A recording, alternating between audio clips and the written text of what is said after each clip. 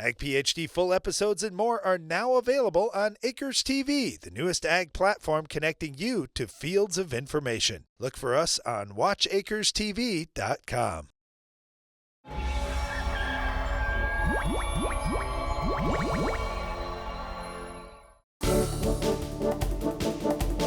During our Farm Basics time today, we're going to talk about a cultural practice to kill weeds. Now, I get it that we're the Weed of the Week guys and we talk about herbicides all the time, but honestly, if you can get by without using a herbicide, that's great. So this cultural practice that we're going to discuss, it's called crop canopy. Well, let's just take a lawn, for example, and you think, oh, a lawn, yeah, there's some weeds that pop up, they're really annoying.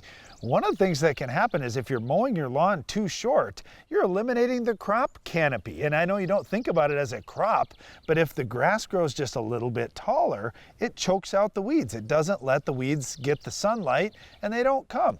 There's a fine line that you're going to make a mess out in your yard if you don't cut it on time, but just don't cut it too short. That just puts a lot of pressure on the lawn and you often see more weeds. Yeah, so around our farm, we've always mowed the lawn. Well, in town, I was talking to somebody who had someone come and mow the lawn and I go, whoa, this is way too short. I said, talk to the lawn mowing people, tell them raise that thing up a little bit. I get it that all your neighbors are also going really short, but you do not need to do that.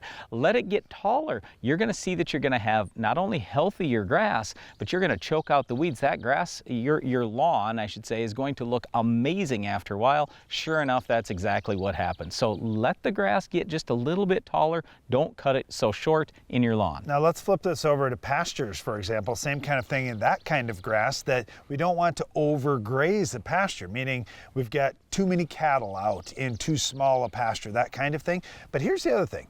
Rotational grazing has been really nice, and one of the things that it's really helped with is weed control.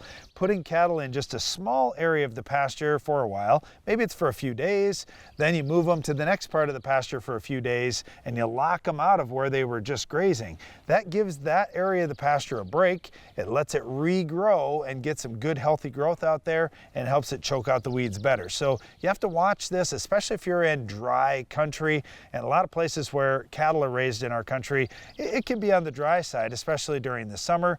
They've really got to watch out that they don't put too many head out there, have too high a stocking rate in that pasture, because if they overgraze it, now the weeds can take over and you don't get as good a grass growth. So there are a lot of benefits to letting the grass get just a little bit taller than you may have thought before. Give the grass a break, like Darren's talking about with rotational grazing. Whatever it is, all I know is I as an agronomist, see a lot better weed control when we're letting that crop get up, have great crop canopy, whether we're talking grass or any crop that there is. Now, one thing that you want your crop to choke out is our Weed of the Week. Can you identify this week's weed?